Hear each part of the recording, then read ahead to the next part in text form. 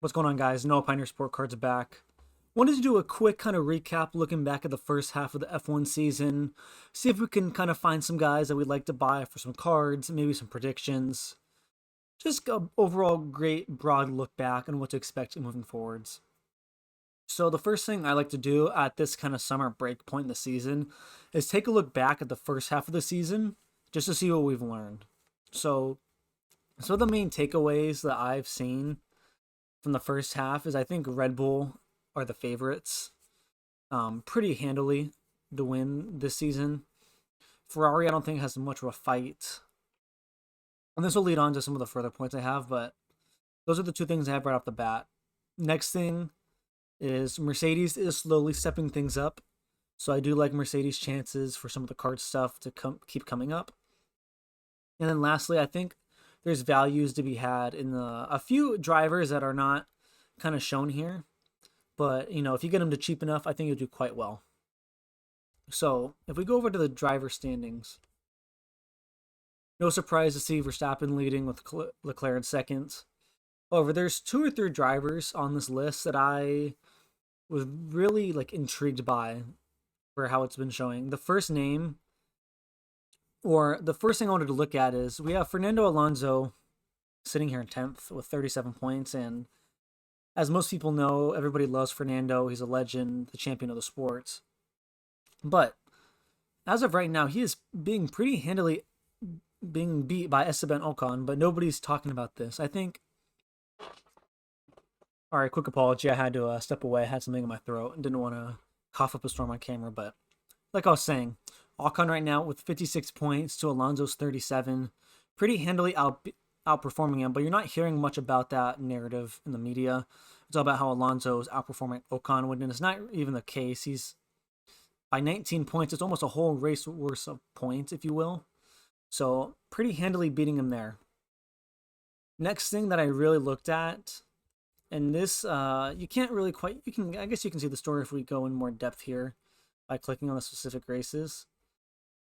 But I don't know if we can exactly find the finishing order for these races. But the one thing in the beginning of the season is that Alfa Romeo looked quite fast.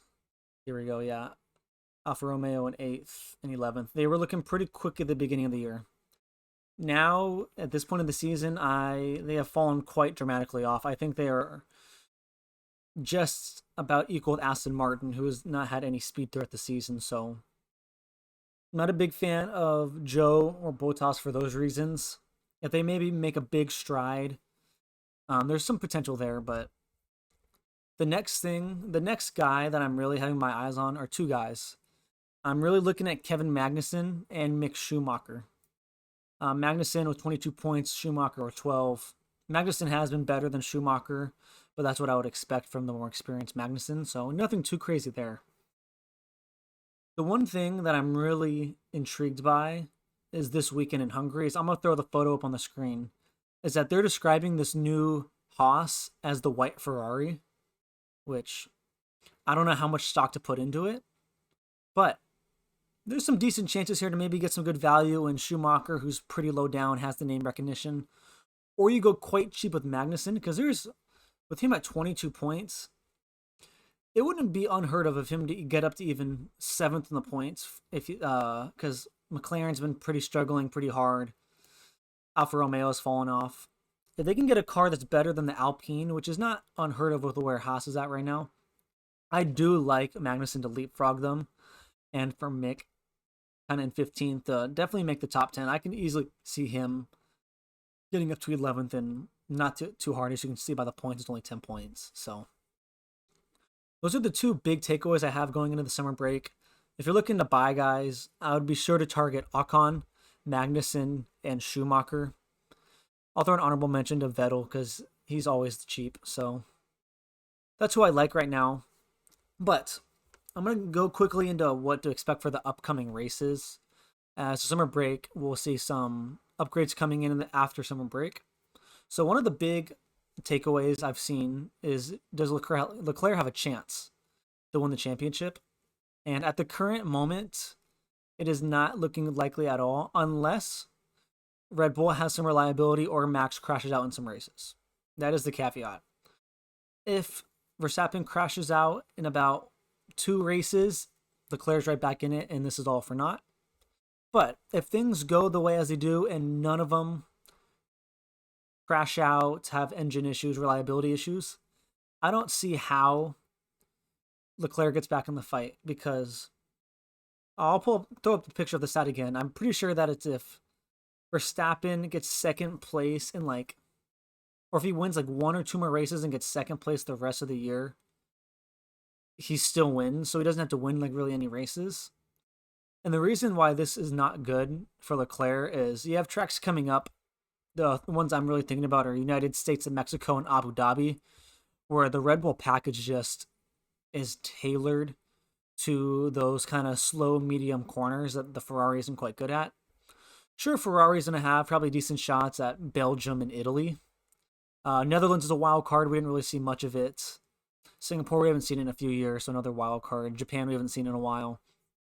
We got lots of tracks coming up that are wild cards or favor Red Bull. Not a ton that are looking for Ferrari, so it's a long uphill battle if you're looking for Leclerc and looking for Ferrari to pull it out. If you're going to buy stuff, like I said, I would recommend holding or selling Leclerc at this moment. I do not see his title fruition coming in this season. But yeah, I hope this kind of gives a quick insight on what to expect for the summer break and what to invest in. I know there's lots of different people. People are buying Hamilton right now. People are buying Verstappen.